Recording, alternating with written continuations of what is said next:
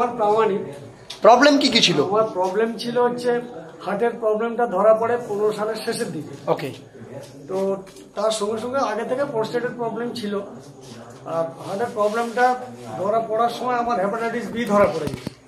Blood test করতে, সেটা আমি বম্বে থেকে ব্লাড টেস্ট করিয়ে নিয়ে এসেছিলাম, এনে অ্যালোপ্যাথি ওষুধ খাচ্ছিলাম। তারপরে যখন এটা পেলাম, এই প্রোডাক্টগুলো হাতে, মানে ওয়েল হার্ট, ডেলি ডিটক্স, 95 এবং লিভোগেন, ডাক্তারবাবু এইগুলো দিলেন। দেখে বললেন যে আপনি ওটা যা খাচ্ছেন খান, দেখবেন আমাকে 4 মাস সময় দিন, দিলে দেখবেন আপনি সুস্থ হয়ে যাবেন।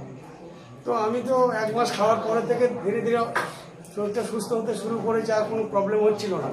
2 মাস পরে থেকে আমি অ্যালোপ্যাথি ওষুধ একবেলাগুলো ছেড়ে দিলাম, দুবেলা যেটা খেতাম।